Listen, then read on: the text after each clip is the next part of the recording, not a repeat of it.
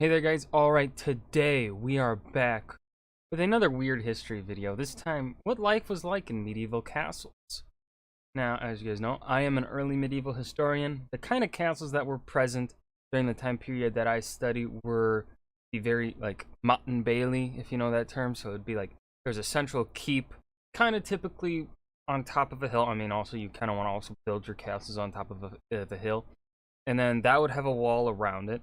And then there'd be like one way up, or like a plank way, or like a drawbridge or something that goes down the hill and into the bailey, which would be the village that surrounds the keep. Um, and then around that smaller village would be another section of wall. And then of course outside the walls you would have your farm fields and stuff, because what's the point of having a castle if there's no food there to supply it? But those are the typical castles that are around during my time period a little bit. There's a wide variety of fortifications and castles of Anglo-Saxon England. Lots of Iron Age ring forts, from before Rome, were still being used by the Britons and the Anglo-Saxons. You then also have old Roman fortifications that are still being used as well. They really didn't actually have too many up until really Alfred the Great. They did not really have too many of their own created fortifications. They pretty much just took what the Romans had left, what was still around from the Iron Age, and used those for their fortifications, and they would touch them up, right? Make them defensible. But yeah. Anyways, typical medieval castles though would probably be around 14th century, I would say, maybe 15th century. Is what the general populace probably views as a castle. Those would have stone. And yeah, life would be cozy there. Be pretty fucking cozy as you can get, pretty much in the medieval time. Unless you're the Pope, then you live in the Vatican, and that's really, really cozy. Anyways, enough rambling. Let's go ahead and get into the video. That was a 3-minute rant. Oops. Movies and TV have made life in a castle look like an episode of MTV Cribs. Provided you're one of the nobles, but it wasn't all feasts and festivals. Castles were dark, dank, smelly fortresses loaded with vermin and disease. And you're not wrong, but I also wouldn't say that's necessarily correct.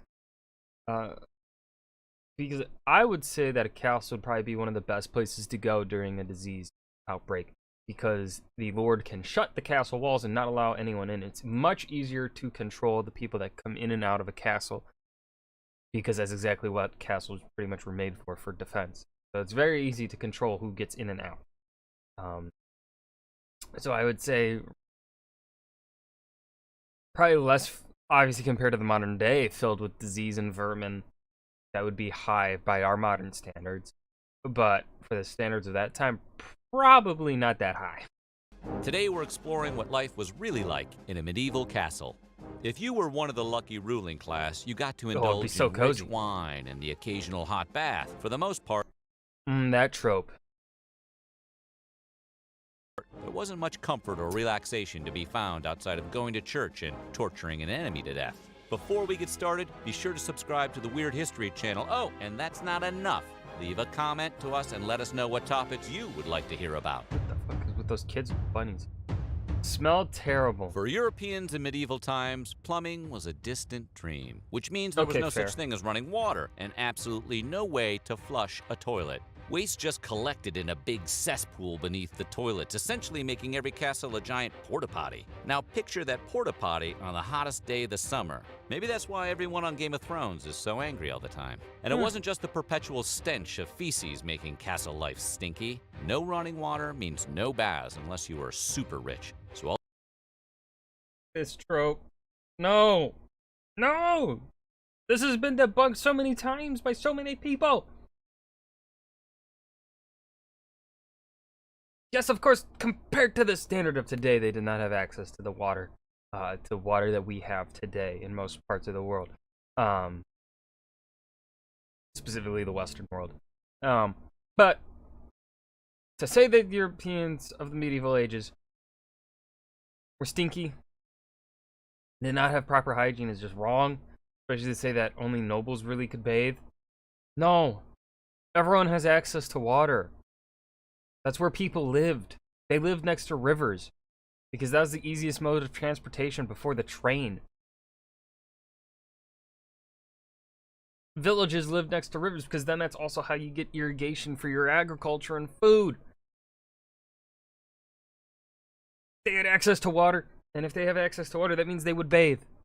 Now, would they spend the time to make the bathwater hot? Most people probably not, because again, that takes time. But I do not see why they wouldn't. You know, you could have a fire going and easily get the water nice and warm. Probably wouldn't take too long, but obviously, you know, depends probably. You want to worry about, you know, you don't necessarily need a hot bath to get clean, right? I hate this trope so much. I don't know how old this video is. I didn't check before I started watching it, but still, I feel like it should honestly just be common sense. People care about their hygiene. Most people care about their hygiene. So they're going to make themselves smell good. They're going to be decent. You know, you don't want to be, especially if you work on a farm all day. Like, anyone that has done a job where you're outside pretty much for most of the day, and especially back then, they'd be up around sunrise and they'd be pretty much out there until sundown. It really depends. You know, they obviously had more of a life than that, but just going to overgeneralize here for the amount of time they spend outside. They do spend a lot of time outside. You're going to be sweaty, you're going to be grimy. One of the first things you're probably going to do once you get done with a job like that is you're going to go inside and you're going to clean yourself off. You're going to wash yourself down. So, I'm tired of this trope. While the servants in a castle were running around smelling as ripe as my old gym bag. On top of that, the servants couldn't afford medicine like lords and nobles could, so your average... That is true. Yeah. Average castle dweller was... Like, obviously compared to the modern day, you know, nobles definitely had the... Like, even in the modern day, the wealthy have the access, and those in privileged positions have far greater access to medicine and hospital aid compared to lower class. And that'd be the case here in medieval society. Was wandering around intensely ill and trying to make do with home remedies or praying to God it would go away. And hey, speaking of those toilets... Okay, what's wrong with a bench with a hole in them? If it works, it works. Privacy wasn't really a thing in castles unless you owned the place. So when you had to run off to the... Privacy wasn't much of a thing, though, at this time either. I think the whole idea of having privacy is definitely very much a more modern concept. Because, like, things were just a lot more open back then. I mean, they pretty much had to be, you know, so that you could have proper, you know, ventilation of your home so that it could stay cool during the summer, right? The bathroom to do your necessaries, you'd be doing it on a long wooden bench with several holes cut into it in full view of your friends, co-workers, and really anyone else who happened to walk by. Again, there was no flushing, so your business would just drop down into a gigantic pit of horrors inside the... But that pit would, however, I think that pit would be far enough down where you really wouldn't smell it. Maybe you might smell it when you're next to the toilet. And you're taking a shit, something you might smell it then. But I wouldn't necessarily say you would smell it all the time. And also, poop is biodegradable. It comes from our body. It's good for the earth. Like, let's be real here. Poop is good for the earth. That's how you use poop to make manure. You know, and manure, that's used for composting.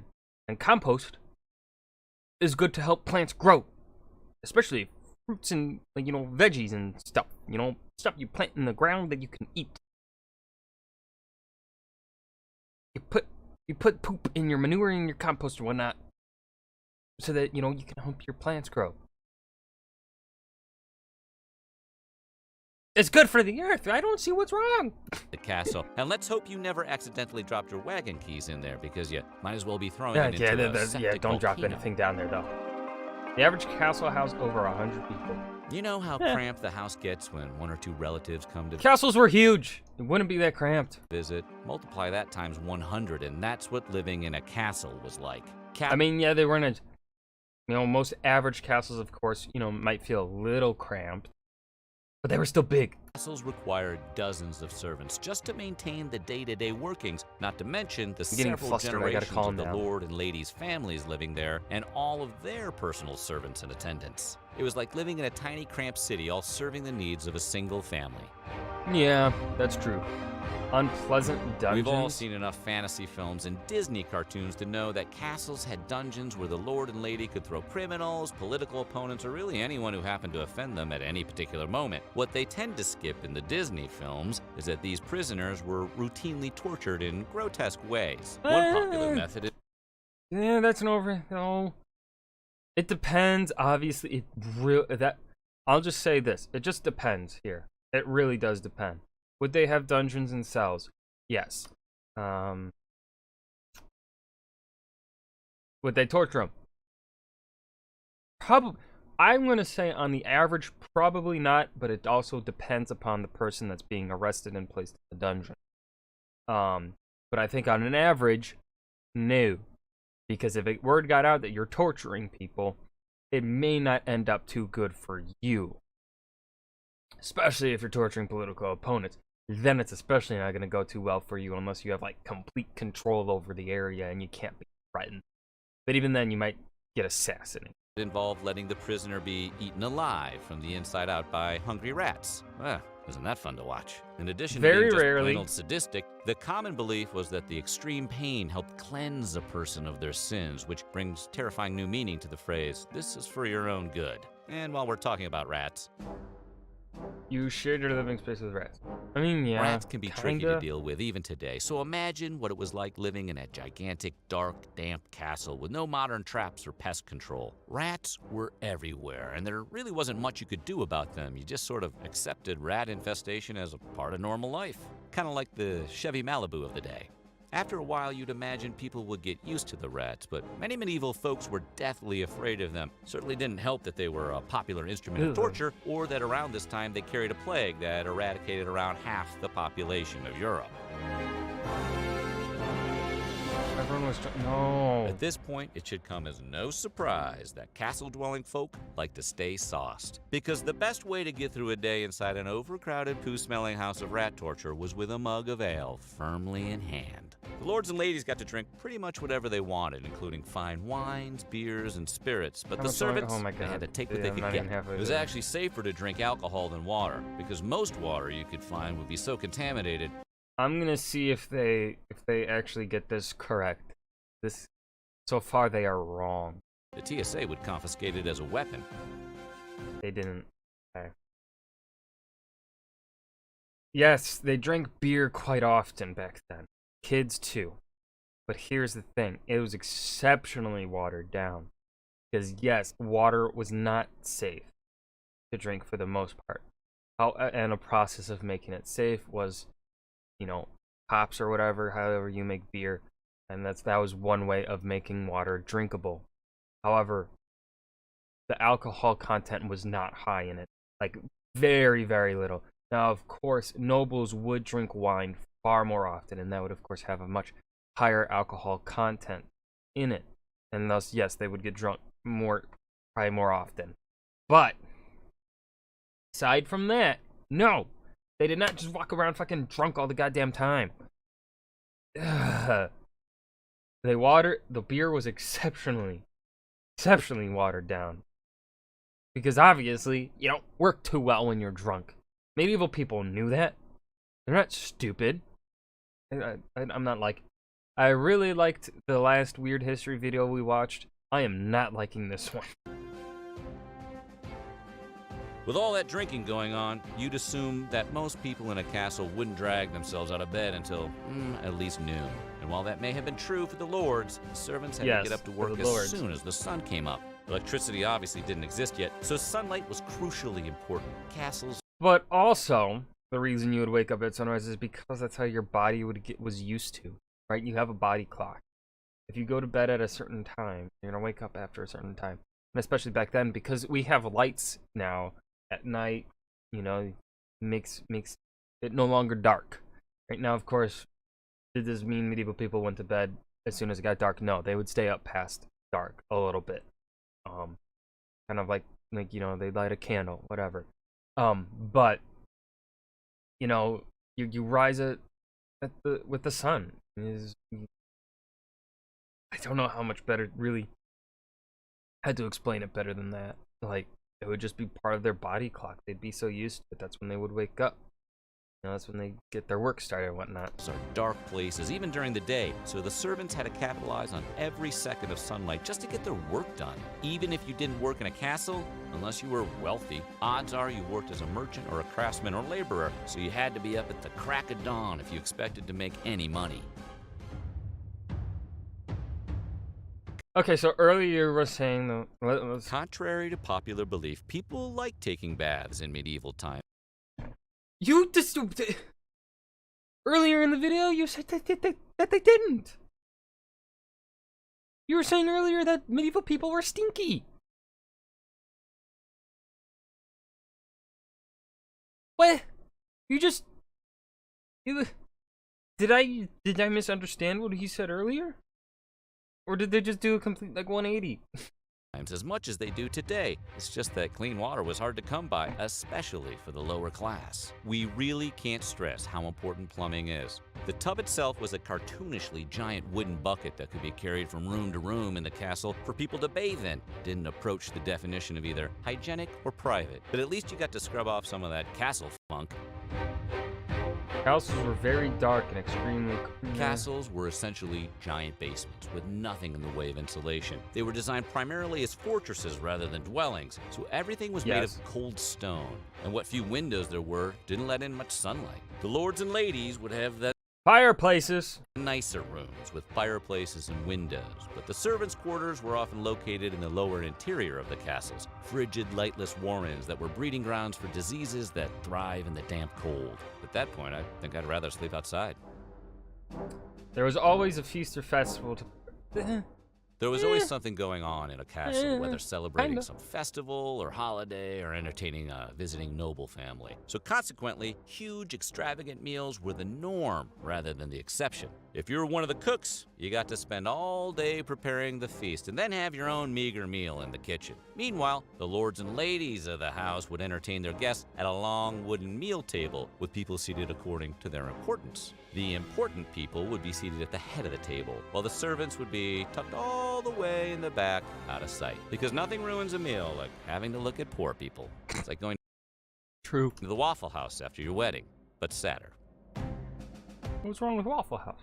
You were seated and fed according to your status. Yeah.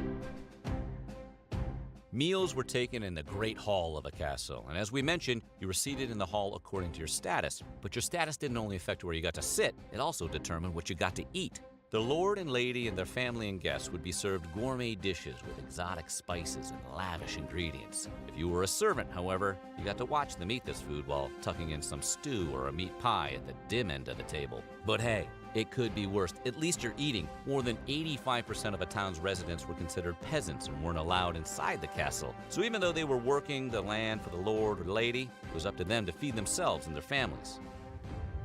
The lord and lady don't do any real work. The lord and lady of a castle were responsible. That depends on what you consider real work. Now, of course, they lived in extremely privileged conditions, and of course, the work that they had to do I would not personally consider it nearly as difficult as the work that most other people of the medieval times had to do. Like they said, 85% of this village's population had to do. They still had to do some tough work, you know.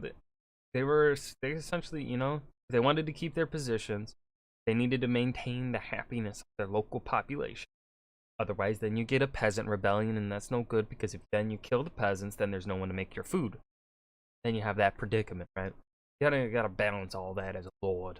Responsible for governing the land, which included regularly making a bunch of difficult decisions and engaging in fierce political negotiations, so they couldn't be bothered with trivial matters like preparing their meals or making sure the castle didn't fall into disrepair. That's why every castle had a huge staff of servants. In addition to the standard housekeeping duties required to keep the castle running, they also had to attend to the every need and whim of the lord and lady and their families. Nobody's job was easy, but at least the lords and ladies got to kick back once in a while. Yes. The floors were covered in rushes. Cover up animal. Explain. As we've established by now, castles were essentially reeky stone garbage heaps. Part of the never-ending No, they weren't. effort to keep the castle relatively clean was the spreading of rushes, reeds, and herbs across the floor. The plants would absorb the unsightly spills and hopefully cover up some of the more unbearable stenches. Okay, you know what? Yes. I will give that to them. I could see that being a thing. Yeah. The old rushes for clean ones. Like, you don't have access to, like, sprays, that we have in the modern day, or, like, paper napkins to wipe things up. Yeah.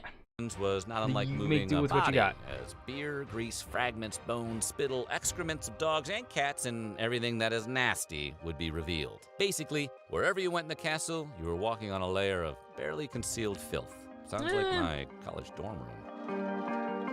The kitchen was constantly on fire. In the time before microwaves, George Foreman grills, and sur la table, all cooking was done over open flames, which can be a problem if you're cooking in a building full of timber and hay. In the first half of the Middle Ages, most kitchens were built out of wood for reasons that history has not yet adequately explained. Consequently, because stone getting was fairly expensive.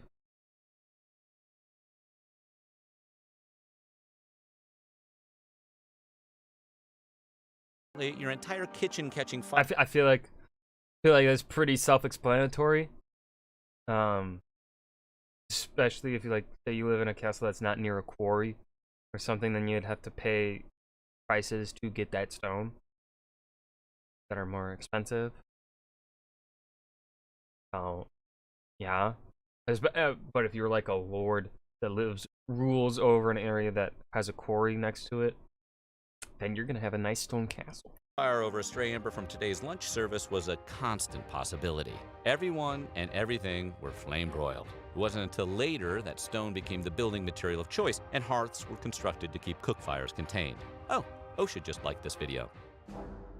We attended an in-house church.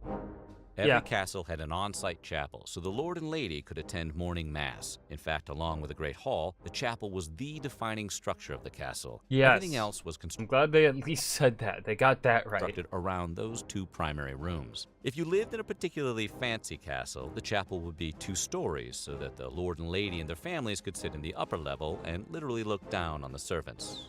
Look at that poor person. So gross. The Middle Ages were tough, so much so that even the best-case scenario of living in a castle was pretty much a miserable experience. How would you like it in a castle? Let us know in the comments below, and while you're at it, check out some... Alright, this was a significant step down from the last video of theirs that I watched. Oh, I did not like this video. I don't really have much... I don't like being negative, because I know how much work it takes to... I tried to make original content before where it's not reaction videos, and it's tough. You have to spend so much time doing it, especially if you're working on it alone. I'm guessing this guy probably does not work on these videos alone. He has probably a team with him. Ranker presents, but yeah, this was a step down from the last video. I have nothing else here to add on at the end. I hope you guys enjoyed. Remember to hit that like button and subscribe for more, and leave a suggestion down below for what you want to see me react to next. I will see you guys in the next video. Peace.